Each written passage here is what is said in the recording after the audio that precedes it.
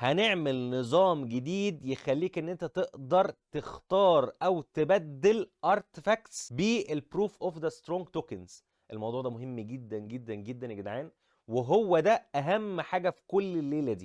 ازيكم يا شباب، عاملين ايه؟ يا رب الناس كلها تكون بخير. دلوقتي يا جدعان احنا داخلين على السيزون الجديد، واول كود معانا هو ديف نوت اي في او ال 24. الكود ده هيديك 10 لاكي كلوفر تشيست و15 شادو سكرول و50 تريسز اوف شادو. الصراحه يعتبر من افضل الحاجات هي التريسز اوف شادو، يعني هي كده كده اي حاجه بتعلي الشادو بتعلي التوتال باور بتاعه، فمصلحه. عندنا حاجات كتير قوي نتكلم عليها هتيجي، وتعديلات كتيره في الارتفاكتس اللي انت بتبنيها، يعني حاجات انا شايف ان هي تبقى كويسه وحاجات انا شايف ان هي يعني مش افضل حاجه. بس قبل كده ما تنساش تعمل لي سبورت عشان الميشن الجديده يا جدعان جت، وده معناه اكواد جديده هتيجي. فاهم حاجه عشان تضمن ان انت هيجيلك الاكواد دي، ان انت تخش على اللينك اللي في الديسكربشن وهتدوس على سبورت ديس كرييتر اول ما تفتح لك دي، وطبعا تربطه بالاكونت بتاعك. ولو عايز تعرف ازاي تعمل الموضوع ده، الفيديو بتاع الاسلحه انا شارح فيه ازاي تربط الاكونت بتاعك بنت ماربل وازاي تعمل سبورت. يلا نكمل الفيديو. دلوقتي هم بيتكلموا عن الاس ال سي 2025 اللي هي الشامبيونشيب او اللي هي المسابقه اللي هم يعملوها.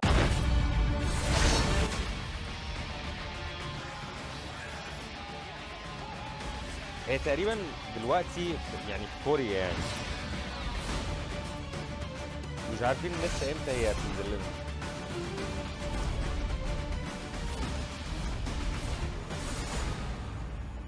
بس هي مكتوب جلوبال، هتبدا 12/4. نرجع للتعديلات يا جدعان. في تعديلات كتيره قوي هتيجي على الارتفاكت سيستم. بيقولوا هنا ان الفريق بتاعنا شاف ان الارتفاكت سيستم زي ما في وضعه الحالي دلوقتي محتاج تعديلات كتيره، وطبعا الصيادين اكيد خدوا بالهم ان السيستم بتاع الارتفاكت اتحسن شويه بس التنوع قل، وده سبب هبوط في المتعه اللي الواحد بتجيله وهو عمال يجمع الارتفاكتس دي. وبالتالي ناس كتير قوي ما بقتش بتستخدم الانستنت دنجن والانكور ميشن عشان تعمل فارمنج للارتفاكت اللي هي تجمع الارتفاكت بتاعه اللعبه.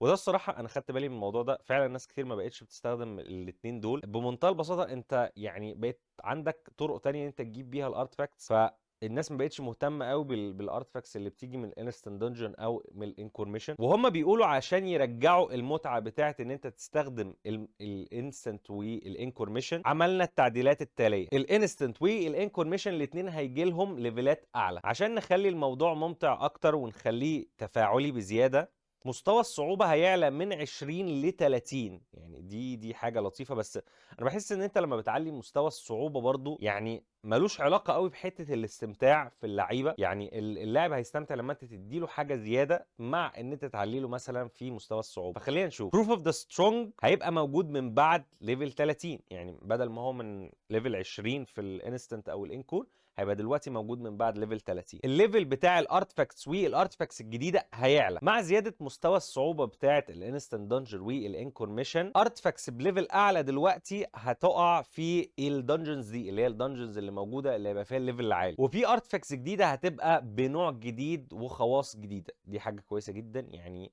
عشان حته التنوع اللي هم كانوا بيتكلموا فيها دي. والارتفاكتس دي بتقول ان هي المفروض هتغير الميتا او هتغير الحاجات اللي الصيادين حاليا بيبنوها عشان يبقوا اقوى، وهتديهم فرص كتيره ان هم يختاروا منها. يعني انت مش هتبقى محدود ما بين مثلا اتنين، يعني يعتبر 2 3 ارتفاكتس اللي انت اللي بتستخدمهم، حاجه زي كده. يعني بيقول لك لا احنا هنديك فرص اكتر وارتفاكتس اكتر ان انت تستخدمها عشان كل حاجه يبقى ليها لازمه. بالنسبه لتجميع الارتفاكتس بقى، هم عملوا تحسينات في الطريقه اللي انت بتجمع بيها الارتفاكت. بيقول لك لتحسين ان احنا حطينا ارتفاكتس جديده ورفعنا مستوى الصعوبه في ارتفاكتس معينه مش هتنزل ومش هتبقى موجوده في مستوى الصعوبه العالي. يعني يعتبر هم كانهم لغوا مجموعه من الارتفاكتس معينه مش هتنزل في الليفل العالي. الارتفاكتس دي هي الكريمزون نايت والدراجون نايت والهاي رانكينج ديمون والهولي والسكيلتون والبهاموس والريد اي والاكوامارين. اكوامارين يعني ماشي اوكي، مش هتنزل في المستوى العالي. طيب يا معلم، يعني انت لغيت الارتفاكتس دي ولا ايه؟ في الجزء الثاني ده تقريبا بقى بيفهمك الموضوع عامل ازاي. بيقول لك عشان دلوقتي بقى في ارتفاكتس معينه صعبه ان انت تجمعها، هنعمل نظام جديد يخليك ان انت تقدر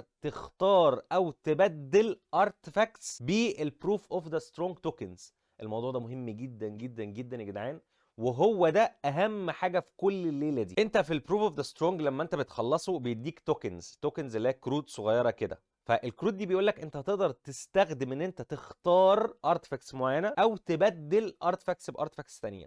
فلو فعلا الموضوع زي ما احنا فاهمين كده، فالموضوع ده هيبقى جامد جدا. بيقول لك بنزول الارتفاكتس الجديده وان هيبقى فيه تنوع في الاختيارات، فده معناه ان في ارتفاكتس قديمه هتبقى اضعف. فعشان نعالج الموضوع ده عملنا النظام بتاع الارتفاكت ريفورجينج سيستم. فالارتفاكتس كمان بقى ليها ريفورجينج سيستم. طيب الريفورجينج سيستم ده بيعمل ايه؟ بيخليك عندك القدره ان انت تعلي ارتفاكتس، يعني تعلي الليفل بتاع ارتفاكتس معينه، مما هيعلي الاداء بتاعها وهيخليها تساوي ارتفاكت جديده لسه نازله جديد بمستوى جديد. طيب ده معناه ايه؟ معناه ان انا مثلا لو بستخدم ارتفاكت قديمه بس انا عاجبني الكلام بتاعها او الاداء بتاعها في نقطه معينه بس الليفل بتاعها قليل، الريفورج سيستم هيخليك ان انت تقدر تعلي الارتفاكتس ده وتعلي الليفل بتاع ارتفاكت قديمه عندك اصلا. وبيقول لك بقى المواد اللي هتستخدمها في ان انت تعلي بقى الارتفاكتس هتجيبها منين؟ هتجيبها من الانستنت دنجر والانكورميشن. الصراحه فكره حلوه جدا ان هم عملوها اللقطه دي عشان يشجعوا الناس ان هم يخشوا الانستنت دنجنز والانكورميشن. نيجي بقى لاجدد حاجه في نظام الجيلدز. جيلدز اول اوت وور، يعني حرب ما بين الجيلدز. مش يعني الجيلدز حارب بعض، يعني اتوقع انهم ممكن يعملوا حاجه زي كده بس قدام، بس لا، ده حرب في الجيلد ذات نفسها. بيقول لك في ابريل الجاي الجيلد بوس ريج باتل هتتحط في جيلدز اول اوت وور. طيب اللي هو النظام الجديد اللي هم هيحطوه. طيب الجيلد بوس رينيول، بيقول لك في النظام الاول اللي احنا كنا عاملينه اللي هو الجيلد بوس كان سان جين وو و9 صيادين، والموضوع كان صعب ان انت يعني تدور او تلاحق ورا الناس دي كلها. فالنظام الجديد هيبقى 6 صيادين لكل دور، فالموضوع هيبقى استراتيجي اكتر، حاجه كده قريبه للباور اوف ديستراكشن. والصيادين اللي في اول صف مش هيقدروا يبقوا موجودين في تاني صف، يعني هيتحجزوا يعني الاول صف. وكمان ايه، ان البوس يبقى ضعيف لكل انواع الاليمنتس، لا دلوقتي هيتغير. البوس دلوقتي مش هيبقى ضعيف لكله، هيبقى ضعيف لاليمنتس معينه اللي هو 3 اليمنتس فقط. فده يخليك ان انت لا لازم تختار صيادين معينين ان انت تحطهم في المكان بتاع البوس ده. بيقول لك ريج ريوردز دلوقتي والبالانس ادجستمنت، يعني اللي هو هيعملوا بالانس او هيعدلوا حاجه ان الليفل 15 في الريج ريوردز دي بتاع الجيلد بوس بقى قليل جدا بالنسبه للصيادين الاقوياء، فهيحصل ابديت في الليفل وهيعلوا الليفل تاني. فده يخلي لما الليفل يعلى الريوردز اللي بتجيلك او الحاجات اللي بتجيلك من ان انت تهزم البوس هتعلى كمان. وان اي هانتر ناشونال ليفل هيبقى عنده القدره ان هو ياخد جلد كونتريبيوشن بوينتس زياده. طيب الجلد اول اوت ده بقى اللي هو الجلد بوس ريج باتل دي هتبقى عامله ازاي؟ بيقول لك هتخلي الجلد توري قوتها لبعض. طيب ده معناه ايه؟ بيقول لك 5 جلد من نفس الرانك هيبقوا ماتشد، يعني اللي هو في نفس الماتش، والكسبان هيبقى يعني هيتقال ازاي؟ باللي يجيب توتال ريتش جنريتد اعلى. يعني بيقول لك هيتعمل بثلاث طرق، ان اللي يجيب توتال ريج جنريتد اجينست بوس، والتوتال دامج ديلت اللي هو اكتر ضرر انت عملته للبوس، وعدد مشاركه الصيادين اللي في الجلد ذات نفسها. طيب النظام ده لسه جديد وهو بيقول لك ان احنا هنجربه بس لسه هيبقى فيه تعديلات برضو عليه. الموضوع ده حلو قوي لان لو انا فاهمه صح يبقى ده معناه ان في 5 جلد هتبقى كانها بتحارب ضد بعض. ف ذا نيو جلد اول اوت وور فعلا معناها جلد ضد جلد، يعني لو 5 جلد هتتنافس وهنشوف مين احسن جلد فيهم. طيب في ليميت بريك جديد وتحديثات جديده برضو جايه في ابريل. باتل فيلد اوف ترايلد هتوصل ل 70 فلور، فطبعا هيبقى فيه هدايا جديده وحاجات جديده وصعوبات اكتر. الارمري اكسبانشن والريفرس ستوري هتزيد. ووتر اتريبيوت هانتر سيريون ويل جوين ذا جيتس ريد، اللي هي الهانتر الجديده بتاعه الميه هتيجي. دي بالنسبه لشهر 4. شهر 5 بقى بيقول لك احتفاليه السنه هتبقى موجوده في شهر 5. هيبقى في تظبيطات تانية في السيميليشن جيت وقصه جديده